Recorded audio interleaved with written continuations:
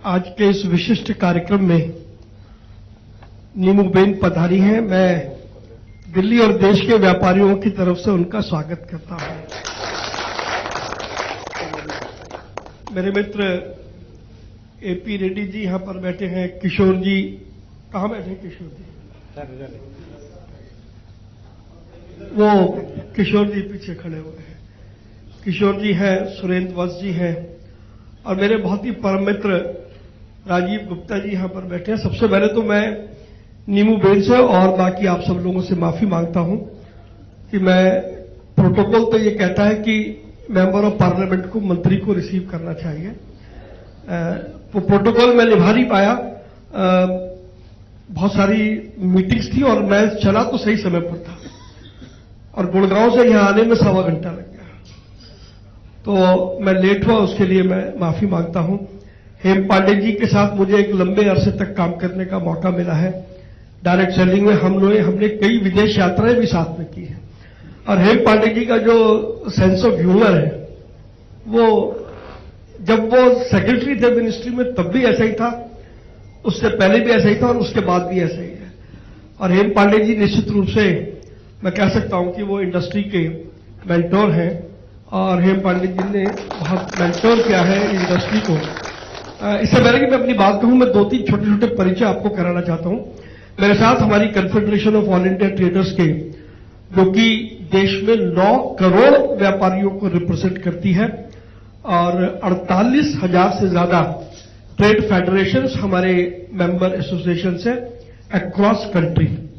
तो हमारी फेडरेशन के, हमारी कन्फेडरेशन के वाइस चेयरमैन श्री सत्यभूषण जैन जी मेरे साथ यहां पर मौजूद है। मैं उनका स्वागत करता हूं। All India mobile retailers association के प्रेसिडेंट कैलाश लखियानी जी हैं। देश में 8 लाख रिटेलर जो मोबाइल के हैं वो उनका प्रतिनिधित्व करते हैं। कैट की हमारी नेशनल वाइस प्रेसिडेंट जो मुंबई से आई हैं अनुजा गुप्ता, जो एक लाइफ कोच भी है, वो यहां पर मौजूद है। मेरे दिल्ली के 2 साथी राजीव बत्रा जी जो टॉयज एसोसिएशन ऑफ इंडिया के चेयरमैन हैं, वो यहां बैठे हैं। मेरे मित्र मुकेश तुली जी जो रियल एस्टेट डेवलपर एसोसिएशन के चेयरमैन हैं, वो यहां पर बैठे हैं। तो ये सब हम कैट के लोग हैं और डायरेक्ट सेलिंग को हम अपना पार्ट मानते हैं। और मैंने तो बार बार मंत्रालय की मीटिंगों में भी पिछले 4-5 साल से मैं लगातार कह रहा हूं कि रिटेल ट्रेड के 4 वर्टिकल हैं। एक वर्टिकल कॉर्पोरेट रिटेल है, एक वर्टिकल हम है जो मेन लाइन है, एक वर्टिकल ई कॉमर्स है और एक वर्टिकल उसका डायरेक्ट सेलिंग है। तो इसी नाते से हम सब लोगों ने मिलकर के काम किया है और आज मैं इस बात को कह सकता हूं कि डायरेक्ट सेलिंग को जो रिकॉग्निशन मिलनी चाहिए थी वो अब धीरे धीरे माननीय प्रधानमंत्री नरेंद्र मोदी जी के आग्रह के बाद अब वो मिलनी शुरू हो गई है।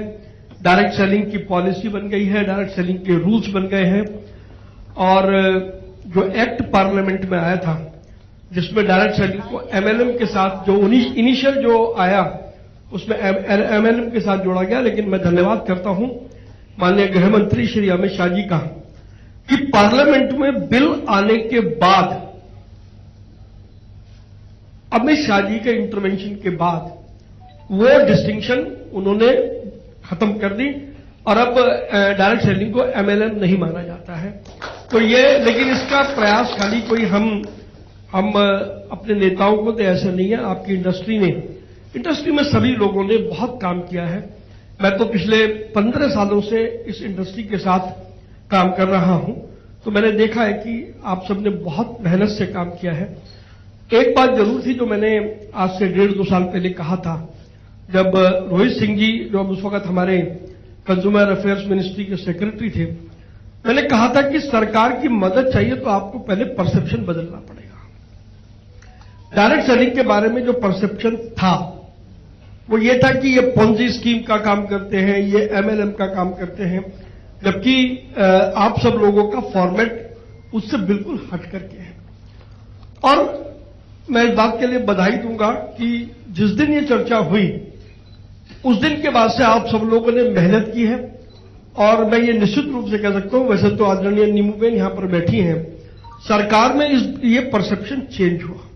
अगर ये परसेप्शन चेंज ना होता तो पार्लियामेंट में प्रस्तावित किए हुए बिल के अंदर फिर परिवर्तन अक्सर ऐसा होता नहीं है कि जो बिल पार्लियामेंट में आ जाए तो फिर उसमें चेंज नहीं होता, उसमें अमेंडमेंट नहीं होता। तो परसेप्शन सरकार का बिल्कुल चेंज हुआ और मैं यहां तक समझता हूं, क्योंकि आदरणीय नींबूबेन यहां पर बैठी हैं, प्रधानमंत्री नरेंद्र मोदी जी के नेतृत्व में जो हमारा व्यापारी है, जो हमारा जो एंटरप्रेन्योर है, जो सेल्फ काम करना चाहता है, क्योंकि प्रधानमंत्री जी बार बार कहते हैं कि हमें जॉब सीकर नहीं बनना है, हमें जॉब क्रिएटर बनना है। तो आप सब लोग जो यहां पर बैठे हैं, आप सब लोग जॉब क्रिएटर हैं। इस नाते से आप सबकी भूमिका भारतीय अर्थव्यवस्था में एक बहुत बड़ी महत्वपूर्ण भूमिका है। कंसल्टेशन लगातार सरकार करती आई है और ये बड़ा चेंज, सुरेंद्र वंश जी यहां बैठे हैं, राजीव गुप्ता जी यहां बैठे हैं, 2014 से पहले कंसल्टेशन नहीं होती थी, लेकिन 2014 से जब से नरेंद्र मोदी जी की सरकार आई है, कंसल्टेशन के दौर हुए हैं। और डायरेक्ट सेलिंग के बारे में मुझे मालूम है 10-10 बार आप सब लोगों से बातचीत सरकार ने उस वक्त की। मैं तब आपके साथ था, अब मैं आज भी आपके साथ हूं, बट तब मैं टेबल के उस तरफ था, अब मैं टेबल के उस तरफ भी हूं और टेबल के इस तरफ भी हूं। तो मैं कोई अपनी सरकार का बखान नहीं कर रहा, ये इतिहास है, ये रिकॉर्ड है, क्योंकि मैं लगातार पिछले 35 सालों से व्यापारियों की समस्या उठाता रहा हूं। मैंने देखा है कि 2014 से पहले कंसल्टेशन होती नहीं थी और मंत्री से समय मांगो तो समय नहीं मिलता था, लेकिन 2014 के बाद व्यापारियों के साथ लगातार कंसल्टेशन हुई है। एक एक विषय पर सरकार ने दिल खोल करके कंसल्टेशन की है और अगर वो न किया होता तो डायरेक्ट सेलिंग के रूल्स नहीं आते। तो अभी जो बाकी थोड़ा बहुत काम बचा है, मैं आपसे यह आग्रह करूंगा, हम सब लोग तो आपके पूरी इंडस्ट्री के साथ नहीं है, कि फॉर्मेट आप बना लें कि आपको अब बाकी क्या बच गया। आपका काफी कुछ बचा है, लेकिन क्या बच गया और उसको पाने का रोड मैप क्या है। जब तक हम ये नहीं बनाएंगे तो हम हवा में लाठी घुमाते रहेंगे, हाथ में कुछ आना जाना नहीं है। तो मैं निश्चित रूप से आपको ये कह सकता हूं कि इसको करने के लिए आप सब लोग सक्षम हैं। आप कोई भी रोड मैप बनाएं, हम सब लोग आपके साथ पूरी मजबूती से पहले भी थे, आज भी हैं और कल भी रहने वाले हैं।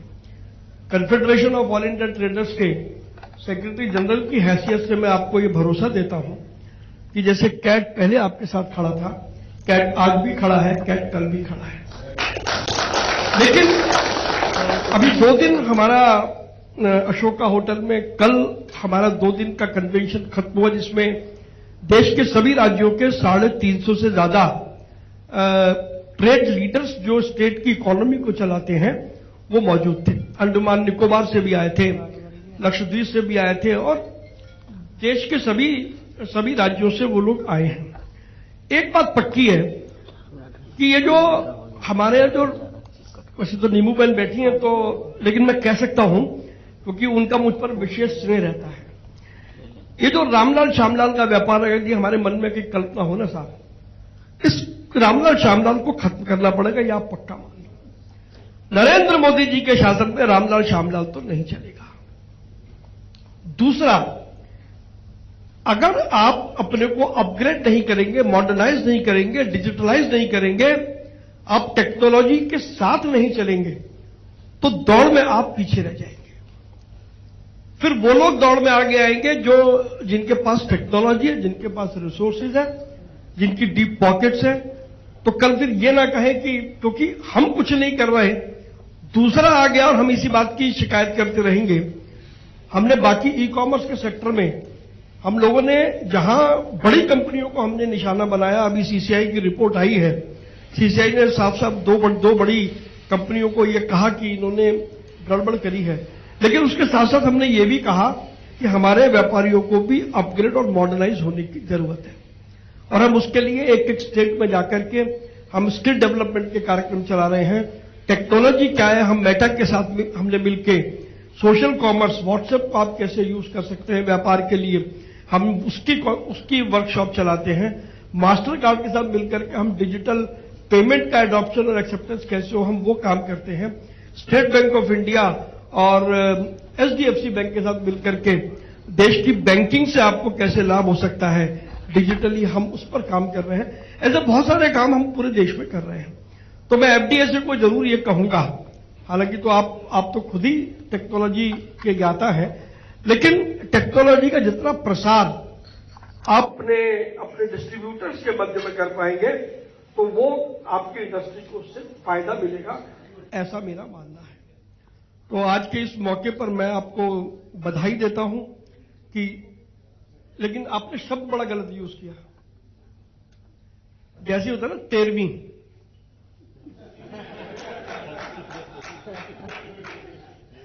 तो वो 13वीं सुन करके जरा मन को कष्ट होता है सुरेंद्र जी।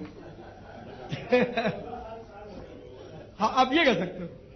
मतलब क्या है ना, वो जहां सुनते हैं 13वीं तो फिर वो थोड़ा सा तो दिमाग में जाता है।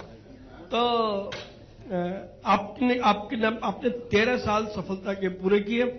मैं रेड्डी साहब को बधाई देना चाहता हूं। रेड्डी साहब हैदराबाद में रह करके और सब चीजों को कंट्रोल करते हैं, और सबसे अच्छी बात की हिंदी में बात कर सकते हैं। हमारी मुसीबत यह है कि हम अगर हैदराबाद की तो प्रॉब्लम नहीं है, लेकिन तमिलनाडु को जाए तो वहां तमिल हमको नहीं आती, अंग्रेजी उनको नहीं आती, तो हमें दुभाषी साथ रखना पड़ता है जब हम तमिलनाडु जाते हैं।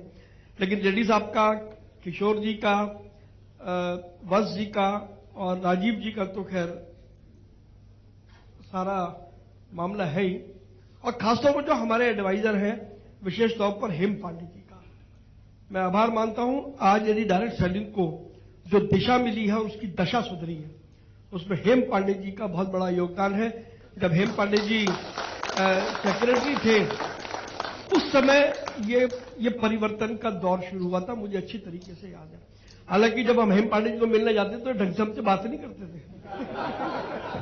कि वही सेक्रेटरी जो सरकार का होता है, लेकिन उसके बावजूद भी मित्रता हमारी वैसी रही।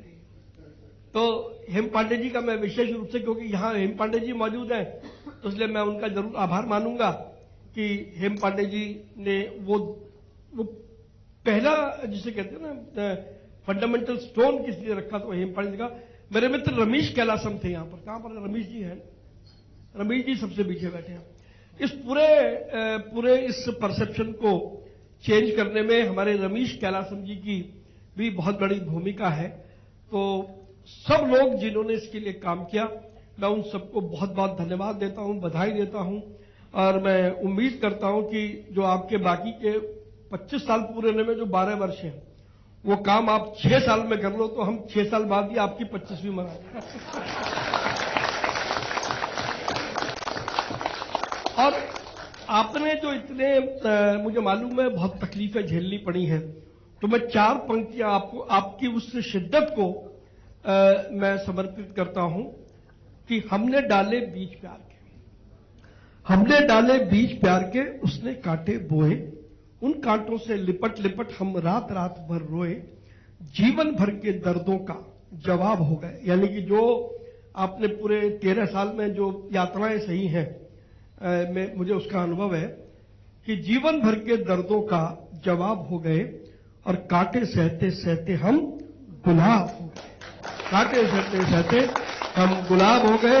मैं एक बार फिर आप सभी को बधाई देता हूं, और बहुत विनम्रता से एक बार मैं फिर हमारी नेता, हमारी आदरणीय भारत सरकार में मंत्री नीमू बेन से क्षमा मांगता हूं कि मेरे को बहुत बुरा लग रहा है कि आप उससे पहले गए और आप मेरी वेट कर रही हैं, लेकिन आपकी इस उदारता है, उससे पता लगता है कि मोदी जी के मंत्रिमंडल में अगर मंत्री भी बन जाओ तो आदमी जमीन नहीं छोड़ता है।